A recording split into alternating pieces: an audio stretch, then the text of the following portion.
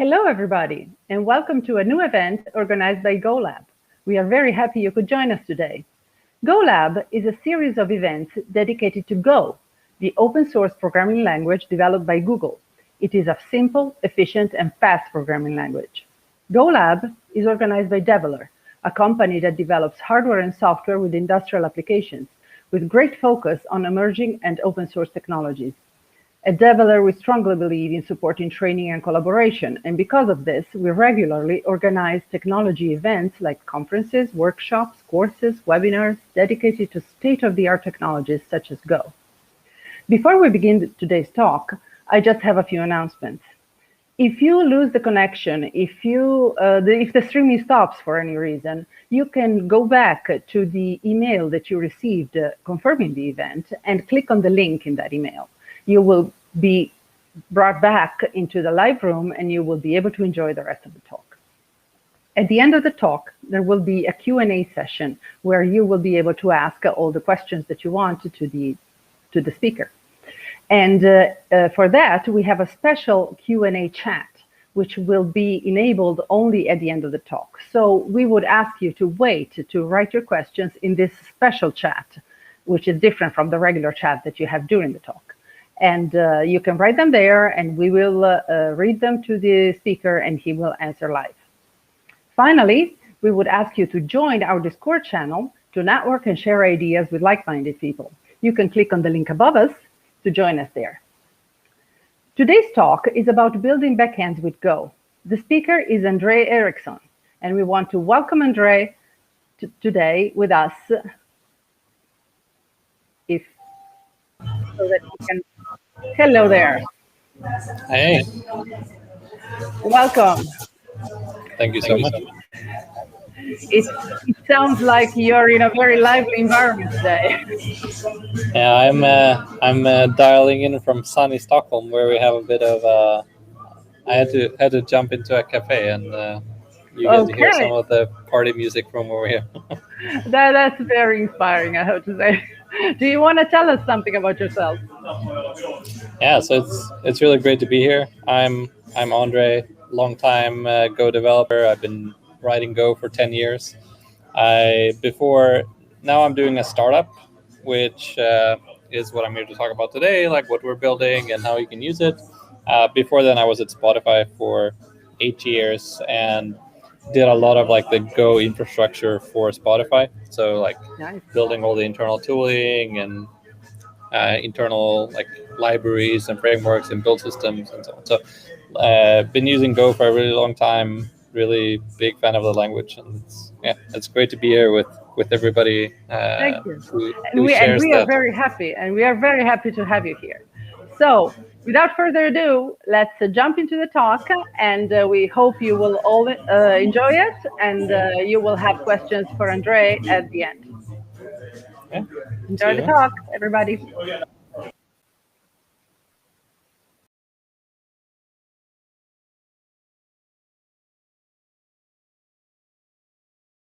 Hey everyone, really great to be here. I'm here to talk about distributed systems and a better way to build them. My name is André, and I'm the founder and CEO of a company called Encore, where we build a framework to make building backend systems way more productive and a lot more fun. So the backstory is that when you look at modern software applications, whether they're Instagram or Airbnb or Spotify or really anything else, B2B and B2C, it doesn't really matter. We're always trying to make them as simple as possible. And in many respects, modern software is richer, more reliable, and easier to use than ever before. But even though they're easy to use, they are in no way easy to build. In fact, building modern software is incredibly slow. So why is that? Well, if you take a look, especially on the backend side, building a distributed system involves incredible amounts of boilerplate. it involves hundreds, if not thousands, of moving parts. When I was at Spotify, we had several thousand backend services, and we had so many that we weren't exactly sure precisely how many, but we knew it was several thousand. And all of this combined means that building a backend application seems really simple on the surface, but there is incredible and overwhelming complexity lurking underneath. So when you're looking at a simple backend application, the requirements are often something like, we have our front end, it's going to send some data to our backend, and that backend is going to do some processing, whether it's, talking to another backend, calling an external API, storing some data in a database, fetching some data from a different database, and then sending it back to the front end. And if you repeat this over and over again for, 15 years, you end up building something like Spotify. It's all this just variations on the same simple pattern. But even though that sounds really simple, there's a lot more to it. Everything from build systems and deployment systems to secrets management and provisioning infrastructure to security and IAM, scaling, boilerplate, documentation, monitoring, and so on, and so on, and so on. The list is more or less endless. And what's so frustrating about this is that most of this work is actually not really to do with your application. They're just hoops you have to jump through to get your application into production. It's all undifferentiated work. And the real problem is that there is no one that will actually make this any easier. You have to do the work. And that's because, the cloud providers are really great, but they don't really understand how your application works. And the only one that really does is you. So you have to do the work. And that's really what Encore is designed to solve. It lets you focus on building your product and doing that in a way that enables Encore to automate and simplify all of these other aspects that we talked about that are undifferentiated and not really about your product. And what we're trying to do is we're really trying to solve and improve the end-to-end developer experience.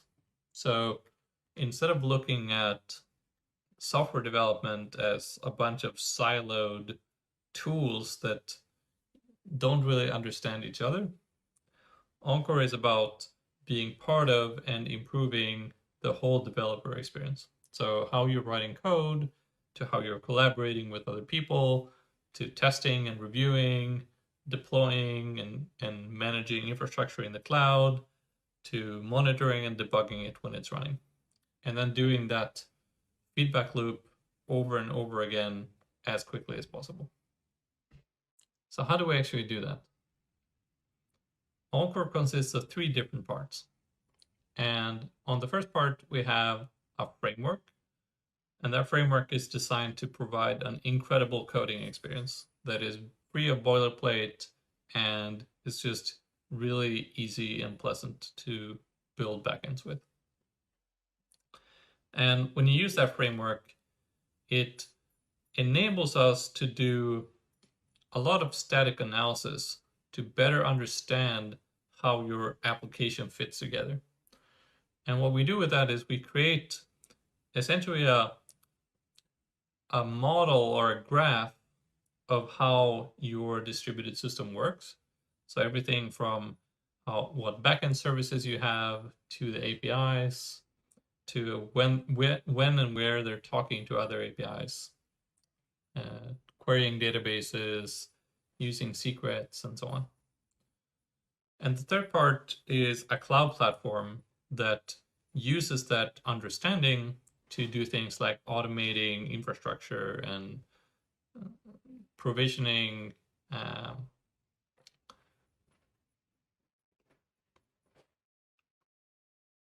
And the third part is a cloud platform that uses that understanding to automate and provision infrastructure, automatically instrument your application with distributed tracing, and lots more. So together, what these really pieces do are to create a better way to build backends. So to summarize, it drastically reduces the boilerplate that you have to write to the point where 95% of your time is spent on writing business logic. It automates infrastructure setup. It manages secrets for you. It generates API documentation and provides built-in distributed tracing where you don't have to do anything to get this. And finally, it can even deploy all of this to your own cloud account so that you can use whatever cloud you want and still get a really, really fantastic developer experience. So with that, let's have a look at what this looks like in practice with a live demo. All right, so the first thing you have to do when you want to use Encore is create an application. So with that, we're going to Encore app create. Let's name it like this. And we're going to choose the Trello clone template. And let's cd into that. And what we've now done is we've created an application. It's been automatically linked to the Encore cloud platform. So let's open it up in Visual Studio Code and have a look. So here you can see that we have two different backend services. And we're going to take a look at them. But first, let's start the application. So the first time we do that, it will take a few seconds. It parses, compiles, sets up all of your different services and databases and everything. So now everything is running on our computer. So, oops.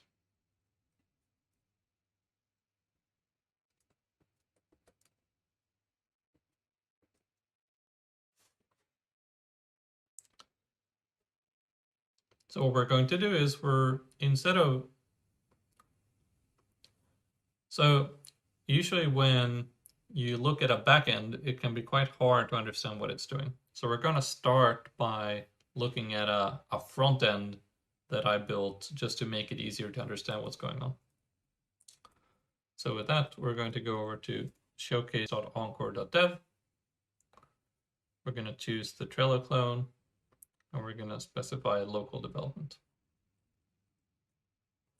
And here you can see a very simple front end that is talking to the back end that's running on my computer.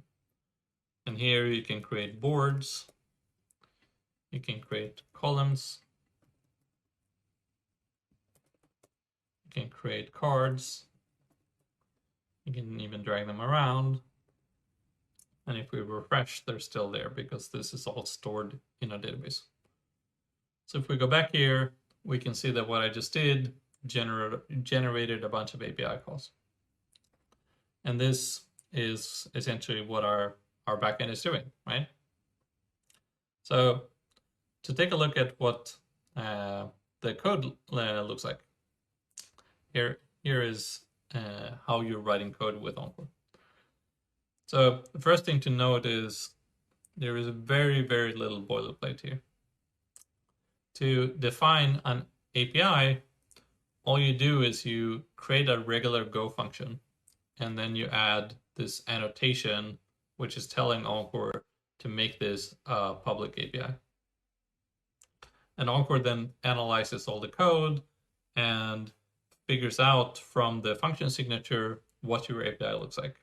So here the input is the create params, and this is telling Encore that this API receives a name as its input, and the return type is a board which has these fields. So that's enough for Encore to understand what your API is doing in terms of request and response schemas. And then this backend service called board has a migrations folder where you can define migrations. And this is for creating a relational database. And here you can see that we've defined 2 different tables. And to actually use the database, all you have to do is you have to import the SQL DB package, and then you can just start querying. There's no need to do things like connect to the database or create or set up the database or migrate the database. You don't even need to handle a database password. All of this is handled by Encore for you so that you can just focus on building your application. Another cool thing about building with Encore is when you're defining multiple backend services and you want to make API calls between them, Encore makes that really easy. So this card package is actually a different backend service. And here you can see that we have a few different endpoints, but this list function is also an API. And this is actually an internal API that cannot be called from the outside. So when we want to call this from the board service, which is fine since it's also part of our Encore application, all we have to do is import this package and then call this as a regular Go function. And what's really powerful about this is that this makes the developer experience really, really great, because when you then import the package, you get auto completion on all of the endpoints. And you even get auto completion on the fields to call the API. So you can see here just how easy it is to work with API calls. And if instead of sending an integer, you pass in a string, you actually get a compile time error because Encore understands what your API is actually taking as input and output. And if you try to save this, you will see that Encore has live reload built in and will tell you when you're doing something you can't do. So if we turn this back, we will see that Encore then detects a change, successfully reparses and compiles and restarts your application. So that makes for a really, really great experience. So if we go back up here, we can see that another thing that Encore has is this developer dashboard. So we can open this up in our browser, and here we can see that you can really easily call your API straight from this dashboard. You can see the response here and so on. You can also click over to the API documentation. And here, Encore generates really, really high quality interactive documentation. You can even call it directly from here. You can see the inputs and the outputs for all of your APIs. And this is just done by analyzing the code. So this is always up to date and never incorrect because you just didn't remember to update the API documentation. It also does this thing, which is distributed tracing. And if you've never heard of just distributed tracing before, it's a way to really understand what a distributed system is doing.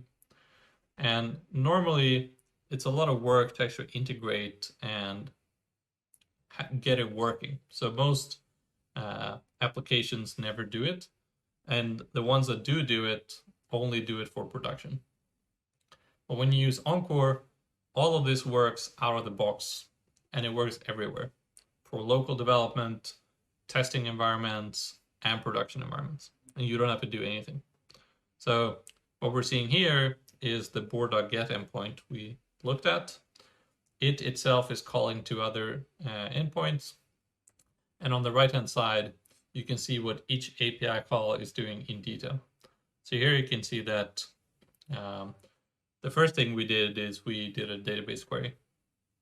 And if you want, you can even click on it to see where in the code base this happened. And then as soon as this is like a timeline. So as soon as this completes, we spawn 2 different Go routines to do 2 API calls in parallel with each other.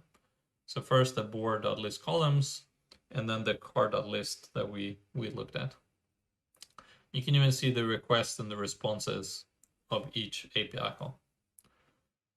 You can also dig into them more in detail if you want to see what they're doing. So here is what the car.list call is doing. You can see it's doing a database query and then returning the response from that. So this makes it really, really easy to find bugs as you're developing your application locally. And then once you're happy with your changes, all you have to do is to deploy them to the cloud is git push Encore. And you can see here that this immediately results in a deploy, where we are, parsing it, we're building, we're running all the tests, and as soon as this completes, it will actually trigger a deployment. Let's open this up. And now we're looking at Encore's cloud application. So once the tests complete, we'll provision the necessary infrastructure and then deploy this change to the cloud. And by default, Encore comes with a production environment that's hosted by Encore for convenience, but it's super, super easy to deploy it to your own cloud. So what you do is you create a new environment. You can say GCP. You would then choose GCP, and then you would connect your application. And this is just a few simple steps. And then once you've done that and you create it, when you then deploy, Encore will actually provision the necessary infrastructure in your own cloud account to run your application there. So once it's up and running, everything is green, then you can go over to the API section and we can call this. And as you can see, your application is up and running in the cloud. We can head over to the tracing section and we can take a look at the trace. So all of this works the same way for local development as well as in production. It works for test environments. It works for, we even have this thing called a preview environment, where if you link your Encore application to GitHub, Encore will actually create a dedicated environment for each and every pull request, and will automatically test and build every pull request, so you get immediate feedback. And then once you're using Encore for your front end, you can even generate a type-safe front-end client. So in this way, you can just say generate client for your app ID and then the name of the file. And then you'll get a type-safe client that you can easily use in your front-end. And it works like this. You create a client, you specify the environment, and then you can just call it. And you get auto-completion in the same way as before. And list.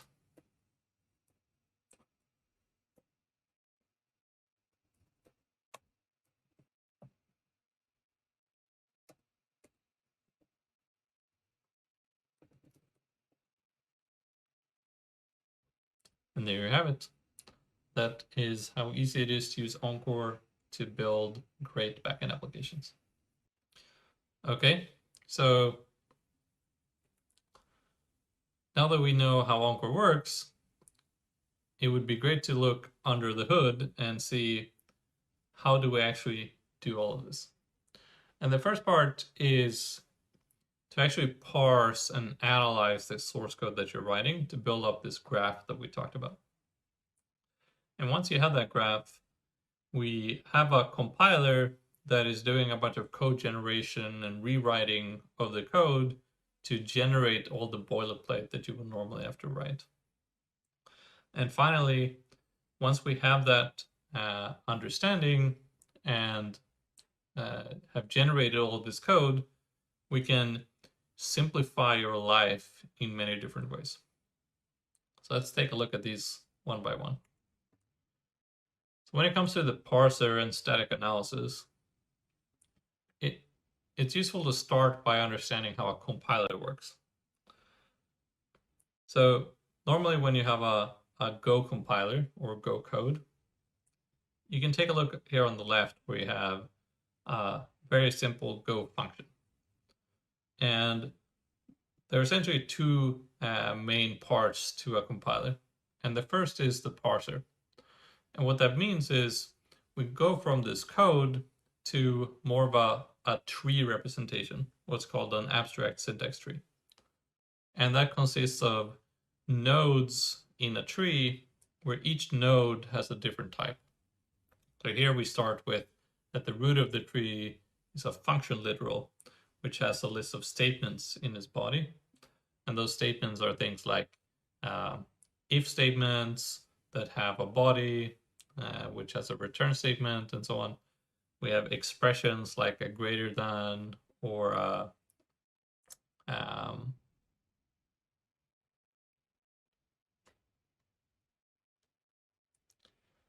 so the first part to talk about is to take a look at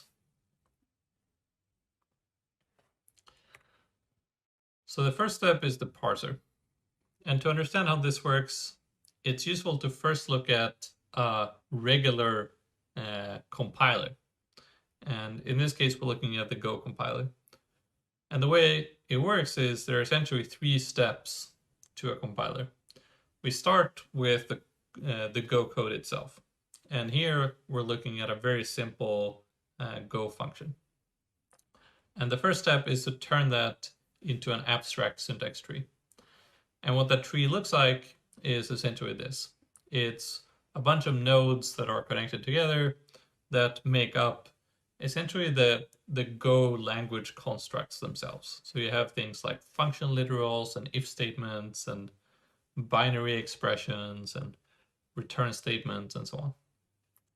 And once you have the abstract syntax tree, you take that and then the compiler turns that gradually into machine code with a bunch of different compiler passes that gradually lower it to lower and lower abstraction levels until you finally have machine code. And what I realized is that what we need for Encore is the same thing, but instead of Go concepts like function literals, we want distributed systems concepts like this.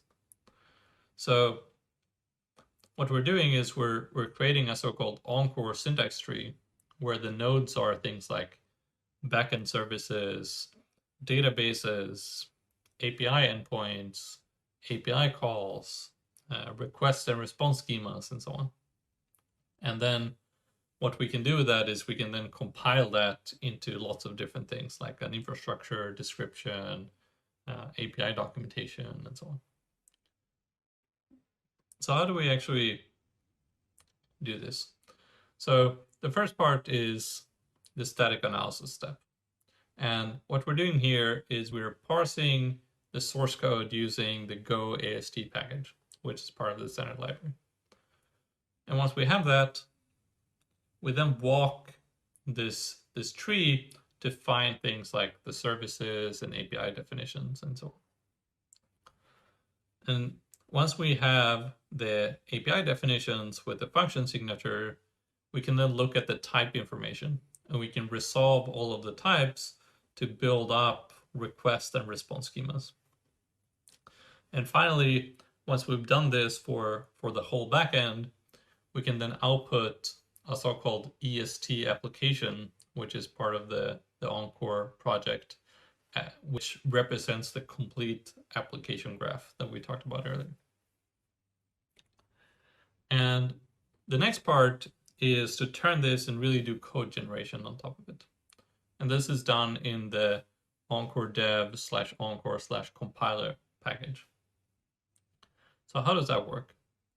So the first step is to take the source code that you as an application author have written, and then use the Encore syntax tree to find all the places that we want to rewrite. And we then use a rope-like data structure, which essentially makes it really easy to cut a byte stream into smaller pieces and replace parts of it. And we use that to change function calls into, instead of calling the function, we generate a wrapper and we call that wrapper. And then we used the text template package from the standard library to generate wrapper code. And finally, we write the modified files that we've rewritten to a temporary directory. And then we use the go build command with the overlay flag to replace the generated files, or the regular files, with the ones that we generated. And this essentially tells the go command to swap them out with the modified files. So this is super convenient, and it was recently added in Go 1.16. So when we look at the third step, which is really the simplification part, there are many, many different aspects of how we simplify your development process. So we don't have time to go into all of them in detail, but I'm at least pointing out where they're located in the project. So we can generate API documentation, which you can find here. We do live reload. And what I think is really cool about this is that there is no downtime. It just works. And so we use the notify package to detect file system changes. And this works across all operating systems. And once we detect a file system change, we reparse and recompile the application.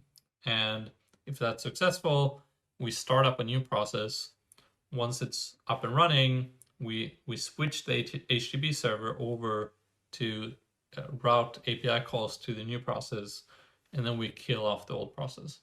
And this means that when you're using the built-in live reload, there is never a moment where the API is not working, because we do the switch over only when the new process is up and running.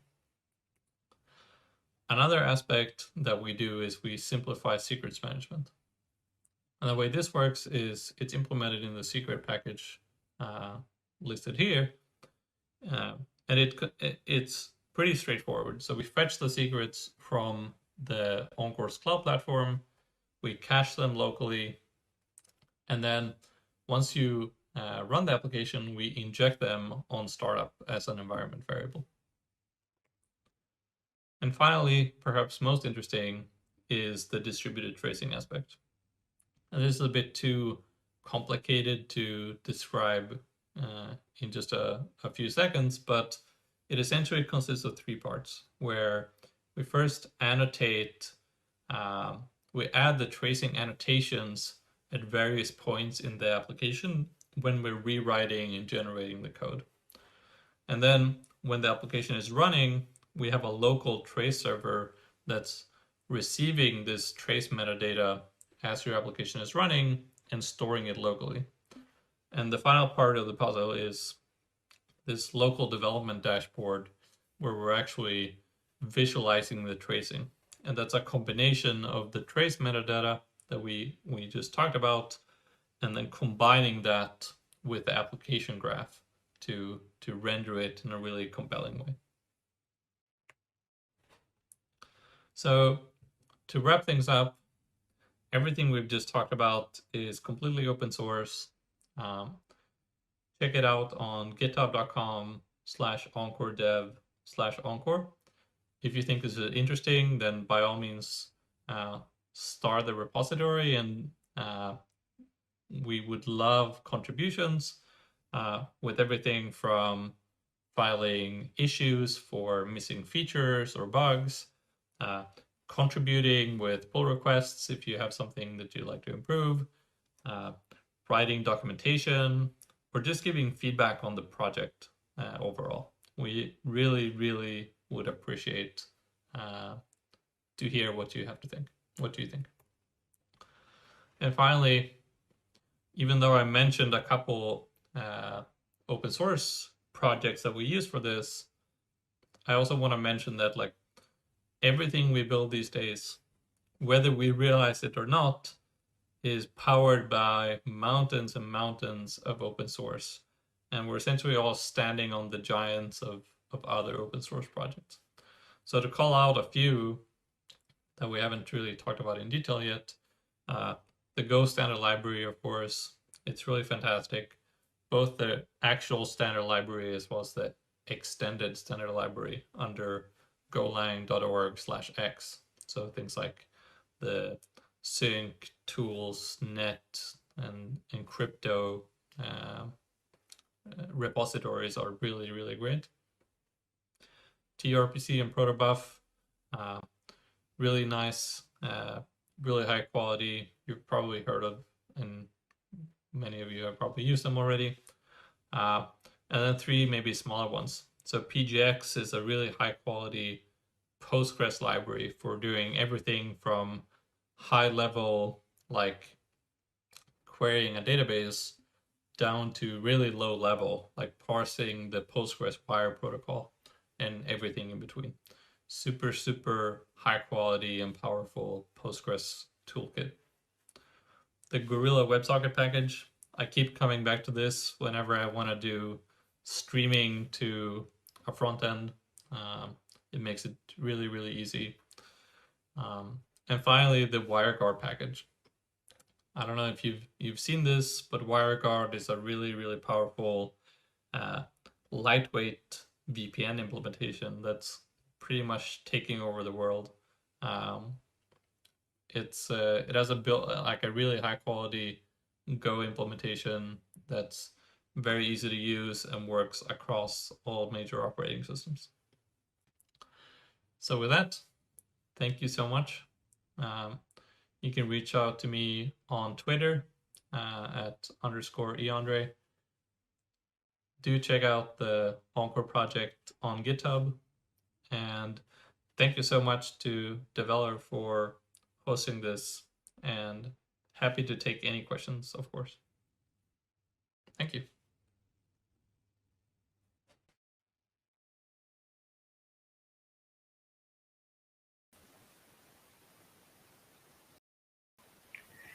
Thank you, André, for a very interesting talk, and we would like to welcome you back with us so that maybe you can answer some questions that our audience will have for you.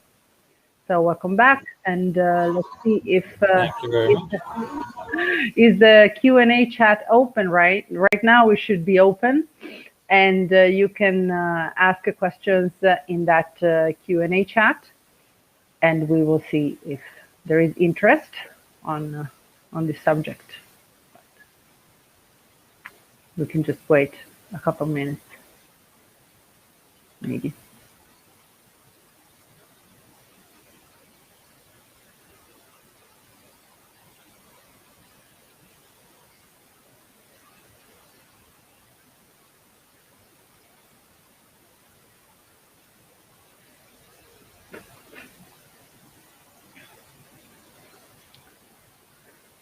Okay, someone is sending you questions by email. All right, so first question. What was the motivation for building Encore? Yeah, so this is like I spent, and sorry for the background music, by the way, I hope it sets everybody in a good mood. It really comes down to, like, I was a backend engineer for many years and worked at Spotify, and I always felt that when you're building backends, you spend almost all of your time not really building your product, but really on like managing infrastructure. And I felt like when you're just doing the same things over and over, that seems like quite a waste of time. And what I'm really passionate about is building products for our users. And so I was thinking about this for like a really long time. Like, what can we do to make that process easier, faster, and more enjoyable? And that's essentially what Encore is designed to be, is really to make building backend development much faster and much more enjoyable. That is understandable. Thank you. And let's see if we have another question.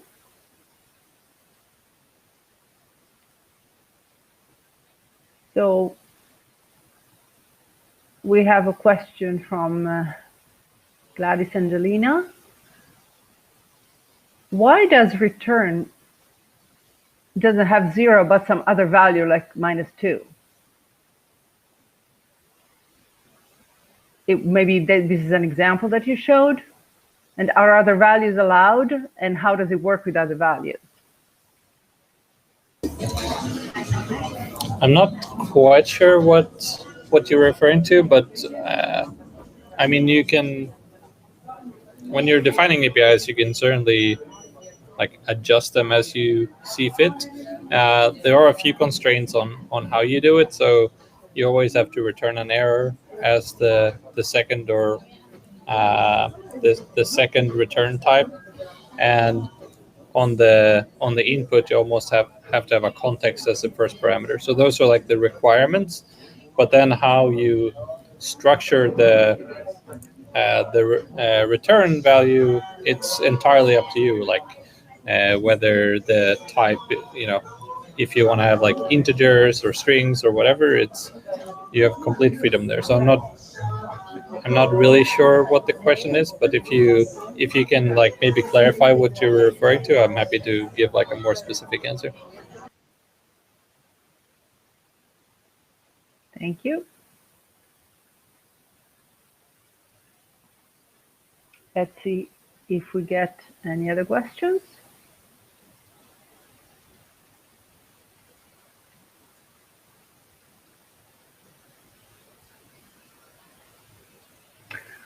Okay, so is Encore open source, and how can a developer contribute?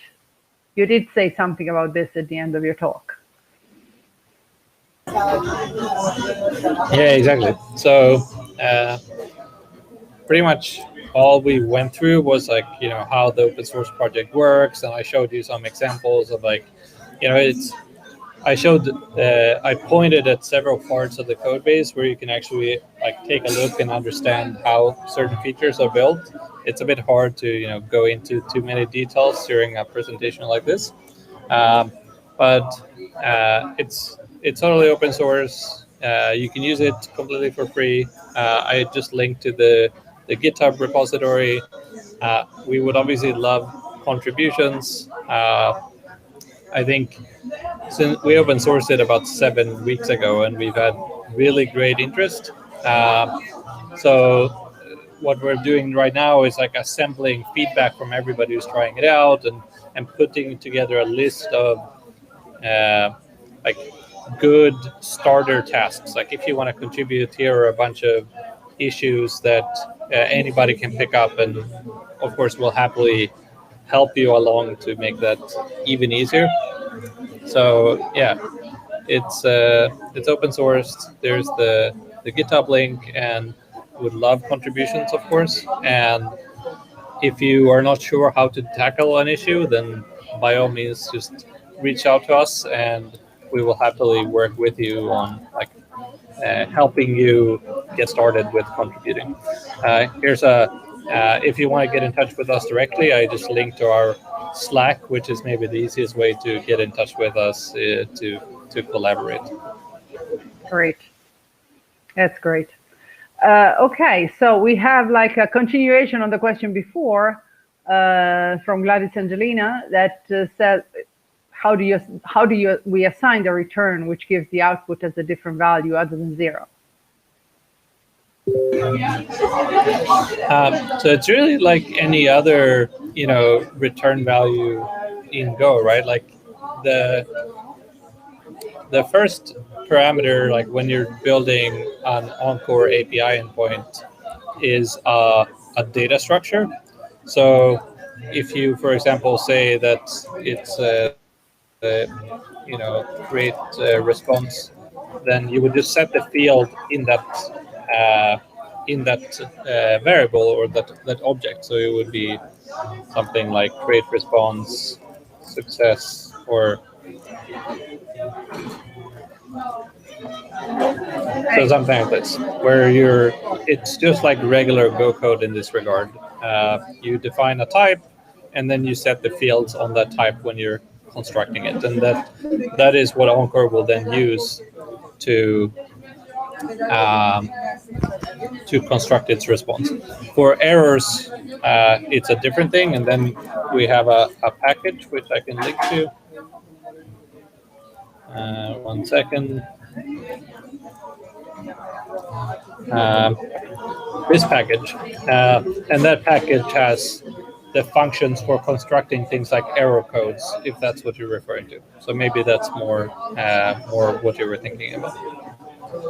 So it's the encore.dev/beta/errors package, for those of you listening and not looking at the chat. Thank you, Andre. The next question is about Encore, and what was the hardest part to develop? Yeah, so this is a great question. I think, I've been working on this for 3.5 years by now, and so there have been many, challenges along the way. What I think is the biggest innovation overall is really this like understanding of how a distributed system and your whole backend works. And so that was a lot of work to get the static analysis right and understanding all of this. But then once we had that in place, that was what we then used to do lots of things like, generate, provision all the infrastructure in the cloud, generate the API documentation and so on. But I think the part that was hardest was really the distributed tracing, because distributed tracing is really powerful. It's incredibly helpful for when you're it's both really helpful for debugging performance, but it's also, the way we built it with Encore, it's incredibly helpful for debugging locally, right? Most people don't have access to these sorts of tools for local development. But to actually build it required a lot of like low-level runtime work. So we are actually working with the Go runtime itself, and that was an entirely new type of challenge, where we had to learn a lot of how the compiler works, how the runtime works, to make the distributed tracing that Encore provides like very, very high performance, to the point where today it's so performant that you don't really notice that it's there. And that I think is really nice, because it means that you can actually have it running all the time pretty much, because the performance, it doesn't really impact the performance of your application. And that's really where we want to be. So that was a really big challenge, but I'm really happy with the end result. Very good. Let's see if we have anything else. Okay, so since gRPC was not, its use was not specifically mentioned in the talk, except for the open source library part, wanted to confirm, does Encore support a gRPC framework? And if yes, then does it provide auto-generated documentation for the same, since gRPC APIs have a different structure than REST? This is a several parts question, but I'm sure you understand. Yeah. So the APIs you build with Encore, we do not today have like gRPC where you can expose them over gRPC. That's something that a lot of people have requested, and it's high up on our roadmap. So we're definitely going to do that. You can already today use Encore with gRPC for like if you want to call another API that is gRPC. So that part is totally supported. We're working on supporting it for the APIs you're building with Encore. And once we have that support, then it will work the same way as everything else. You will have generated API documentation that is really high quality and just works. You will have the ability to generate like front-end clients for calling that API. Like all of this will work the same way as it already does. It will just also support gRPC. So that's the plan. Thank you very much. See.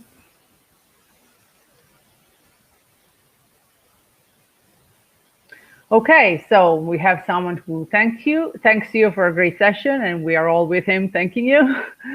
Okay, so the question. On the on-screen demo, I saw only public cloud providers in the deploy screen. Is it possible to have custom targets configured for deployment other than the major public cloud providers? Is it possible to add support for something like a private cloud or on-premise infrastructure? Yeah, so right now it's just the public clouds, but that's only because it was the easiest thing to target. We absolutely want to make it possible to deploy to your own infrastructure, on-premise. Like right now, when you deploy Encore to a cloud provider, we set up a Kubernetes cluster, and we use the like managed service for running that Kubernetes cluster in a really easy way. But we absolutely want to support much more flexibility here, both so that you can say like, oh, I have a really small application. I don't need all the complexity of Kubernetes. I just want to run this on a single virtual machine somewhere. Or being able to say, like, here's a cluster of machines. You can auto scale that up and down. But it will still be, like a private cloud or on-premise or whatever. So we're definitely working on much more flexibility there. Also, if you have your own internal Kubernetes cluster, it should be possible to use that. But right now, that's the public clouds are the only things we support, and it's not like the immediate thing we'll be working on because most people are using the public clouds. But it's definitely something we're actively looking at how to better add more flexibility in the deployment options, because I think the goal is not to force you to use the cloud. It's just that's where most people are. So it is in the roadmap, basically. Yeah, for sure. Like this is what we're really doing with Encore is like, let's get developers to not spend time on infrastructure and instead spend time on building their products. And that means that we want to take over the complexity of actually managing all of the infrastructure and so on. And we want to support all the different use cases that people have. And that definitely means, on-premise or private cloud. It's very much part of our roadmap. Great. So we can see if we have some other questions here, or maybe if we can. Okay, so it looks like we are done with the questions for today. So we want to thank André very much for an interesting talk and a lively Q&A session. And for any other questions that you haven't had a chance to ask, you can join the Discord channel and you can talk about it there. So make sure that you are updated on our next event, and you can find a list of them up here, so you can find all the next events that we will have. And we thank you very much for being with us, and we are expecting you for our next talk. Bye-bye. Thank you.